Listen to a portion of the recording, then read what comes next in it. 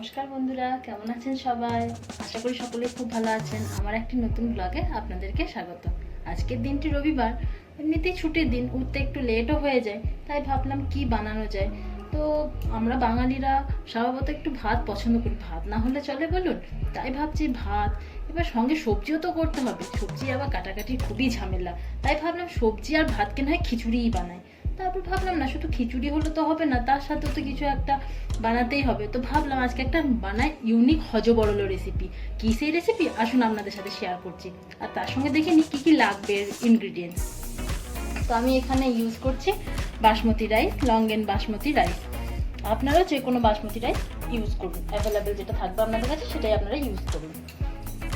আর সঙ্গে নিচ্ছি কিছুটা পরিমাণ পেঁয়াজ কুচি, একটু লঙ্কা কুচি, একটু লেবু, আর কিছুটা পরিমাণ আদা আর রসুন একসাথে গ্রেট করা। সঙ্গে রয়েছে আমাদের গাজর, আর দেবো একটু পরিমাণে ডার্ক সয়া সস, ক্যাপসিকাম কুচি, আর একটু বিনস কুচি। আর সঙ্গে রয়েছে অল্প পরিমাণ চিকেন, এখানে 400 গ্রামের মতন চিকেন রয়েছে, এটাকে আমরা ম্যারিনেট করে নেব, আসুন সেটাকেও দেখাচ্ছি। আর সঙ্গে রয়েছে কিছুটা পরিমাণ চিংড়ি মাছ, এখানেও রয়েছে প্রায় 500 গ্রামের মতো চিংড়ি মাছ। আর নিয়েছি 3টে ডিম।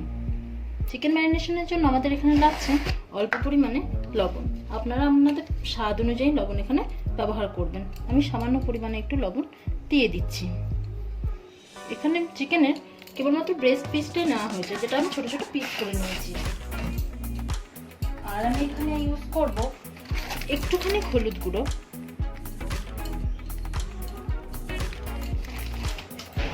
আর ব্যবহার করছি একটুখানি ধনে গুঁড়ো,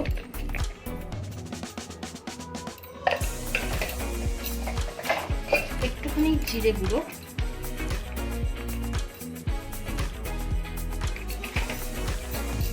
আর সয়া সস। সয়া সস একদমই নামমাত্র দেবেন, খুব বেশি দিয়ে দেবেন না, তাহলে স্বাদটা অন্যরকম হয়ে যাবে। আর আমি দিয়ে দেবো গ্রেট করে রাখা আদা রসুনের কুচি, আর এর আঁশটা গন্ধ দূর করার জন্য দেবো একটুখানি লেবুর রস। এবার এটাকে আমরা ভালো করে ম্যারিনেট করে নেব। আমি হাত দিয়ে মেখে নিচ্ছি, জায়গাটা ছোট, ম্যারিনেটটাও ভালোভাবে হয়ে যাবে। আমাদের এখানে চিকেন ম্যারিনেট হয়ে গেছে। এই ম্যারিনেট চিকেনটাকে আপনারা আধ ঘন্টা রেখে দেবেন। তারপর আমরা যাব চিংড়ি মাছ ম্যারিনেট করতে। এবার আমরা করে দেবো চিংড়ি মাছ ম্যারিনেট। এর জন্য আমরা কী কী নিচ্ছি দেখে নিই। অল্প পরিমাণে লবণ, আর দিয়ে দেবো সামান্য হলুদের গুঁড়ো,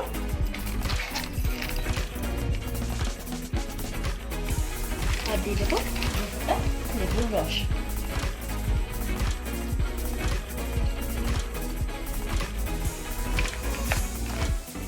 এই চিংড়ি মাছ ম্যারিনেশনের জন্য আর কিছু লাগবে না।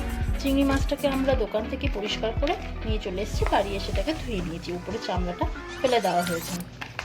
ফ্রাইড রাইসের মতো এই শক্ত খোলাটা ভালো লাগবে না একদমই, তাই ওটাকে পরিষ্কার করে দেওয়া হয়েছে। আমি চাল ধুয়ে নিয়ে চলে এসেছি, এবার হাতটা এক সাইডে বসিয়ে দেবো। আমি এখানে এক সাইডে ভাত বসিয়ে দিয়েছি, আমাদের ভাত 80% মতো কুক হয়ে গেলেই হবে। আমি আর অন্য সাইডে আমি ততক্ষণে আমার ম্যারিনেট চিকেন, চিংড়ি আর সঙ্গে ভেজিটেবল যেগুলো আছে সেগুলোকে একে একে ফ্রাইড করে নেব। ঠিক আছে, ভাতটা ততক্ষণ আমার এক সাইডে হতে থাকবে, আমি অপরদিকে অন্য রান্নাগুলো কমপ্লিট করে নেব। কড়াইয়ের মধ্যে আমি এখন সানড্রপ রিফাইন্ড অয়েল দিয়ে দিয়েছি। এবার আমি ভেজে নেব আমাদের তিনটে ডিম ছিল, ডিম তিনটে আমি ভেজে নেব।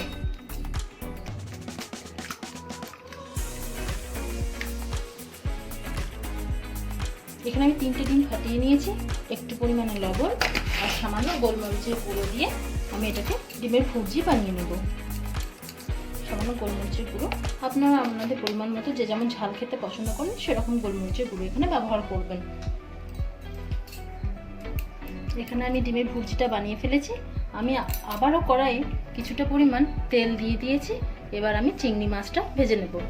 আমাদের এখানে তেল গরম হয়ে গেছে, এবার আমরা ম্যারিনেট করা চিংড়িগুলোকে ভেজে নেব।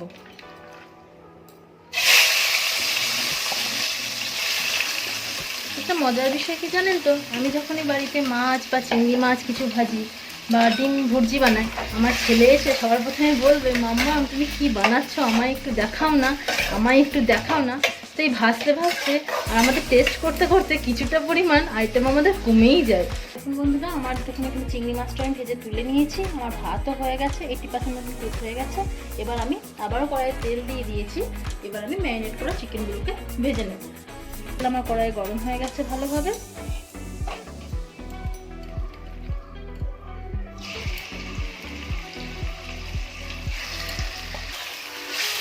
চিকেনটাকে এবার আমরা ভালোভাবে ভেজে নেব।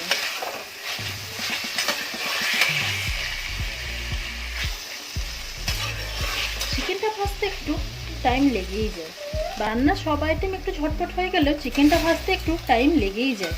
তো চিকেনটা আমরা একটুক্ষণ ধৈর্য ধরে ভেজে নেব। এখানে আমি দেখুন চিকেনগুলো ভেজে তুলে নিয়েছি, আবারও কড়াইয়ে আমি একটুখানি তেল দিয়ে দিয়েছি। এবার আমি সবজিগুলোকে একটু ফ্রাই করে নেব।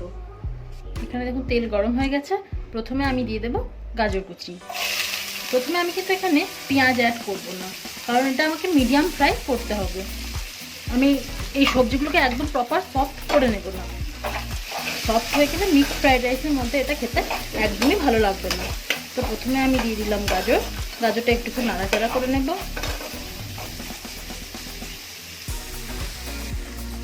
দেখুন আমাদের গাজরটা একটুক্ষণ ভাজা হয়ে গেছে, এবার আমি এখানে দেব বিনস কুচি, এটাকেও আমি কিছুক্ষণ ধরে ফ্রাই করে নেব।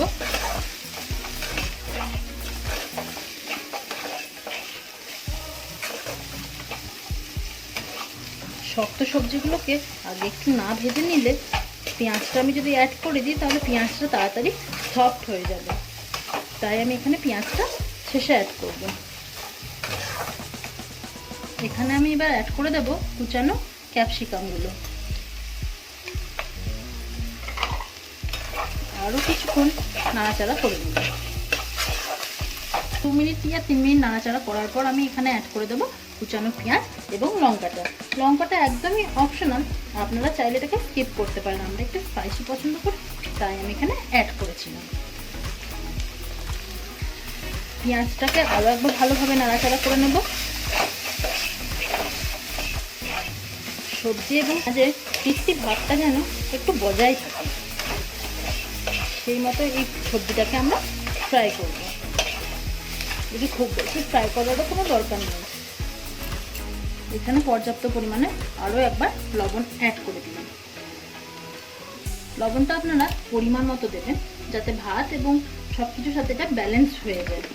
আর একটা জিনিস, যেহেতু আমাদের মাংস, ডিম এবং চিংড়ি মাছের মধ্যে লবণ অ্যাড করা আছে, সে প্রত্যেকটা জিনিসে লবণ একটু কম করে দেওয়ার চেষ্টা করবে। দেখুন আমাদের সবজি প্রায় ভাজা হয়ে গেছে। এই পর্যায়ে এসে আমরা অ্যাড করব রাইস। আমাদের 80% কুক হয়ে যাওয়া রাইসটা আমরা এখানে অ্যাড করে দিচ্ছি। ভাতটাকেও এবার ভালোভাবে সবজির সঙ্গে মিশিয়ে নেব। এখানে দেখুন আমরা সবজির সঙ্গে রাইসটাকে ভালোভাবে মিশিয়ে নিয়েছি। এবার আমি এখানে ডিম ভুর্জি, চিকেন আর চিংড়ি মাছ সবগুলোকে একসাথে মিক্সড করে নেব।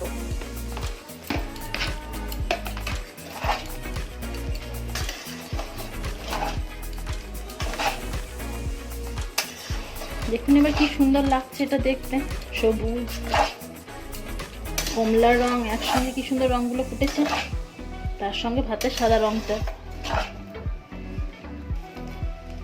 এই পর্যায়ে এসে এবার আমরা একটু দিয়ে দেব অল্প একটুখানি মিষ্টি। এই রেসিপিটি না হবে অতিরিক্ত লবণ জাতীয় কোনো খাবার, না হবে খুব বেশি মিষ্টি, এটা হবে লবণ আর মিষ্টির একটা পারফেক্ট ব্যালেন্স। আর এখানে আমরা ইউজ করব গোলমরিচের গুঁড়ো, যেটা আমাদেরকে আর একটু স্পাইসি এবং ঝাল ঝাল ফিলিংস নিয়ে আসবে, তাই আমি এখানে ইউজ করে দিলাম গোলমরিচের গুঁড়ো। আপনারা আপনাদের স্বাদ অনুযায়ী দেবেন। আমাদের রান্না দেখুন একদম শেষ পর্যায়ে চলে এসেছে। এবার আমরা এখানে ব্যবহার করব মা ঠাকুমাদের হাতে বানানো ঐতিহ্যবাহী গাওয়া ঘি। আমি এখানে ঘিটাকে ভালোভাবে মিক্সড করে নিয়েছি। দেখুন আমাদের রেসিপি একদম রেডি হয়ে গেছে। এখান থেকে অসাধারণ গন্ধ বেরোচ্ছে। এটা এবার খাওয়ার জন্য রেডিও হয়ে গেছে। আমরা তো এবার খাবোই, অবশ্যই খাবো। আপনারাও কোনো এক রবিবারে এরকমভাবে বানিয়ে নিন মিক্সড ফ্রাইড রাইস রেসিপি। ধন্যবাদ। সমৃদ্ধ একটা ডিশ এখানে রেডি হয়ে গেছে। আপনারাও কোনো একদিন বানিয়ে নিন এরকমটা সুস্বাদু রেসিপি, আপনাদেরও খুব ভালো লাগবে। আর এটা এমন একটা ডিশ যে এর সঙ্গে আর অন্য কোনো সবজি বা কোনো চিকেন রেসিপি বা মাটন রেসিপি আর কিছু লাগবে না।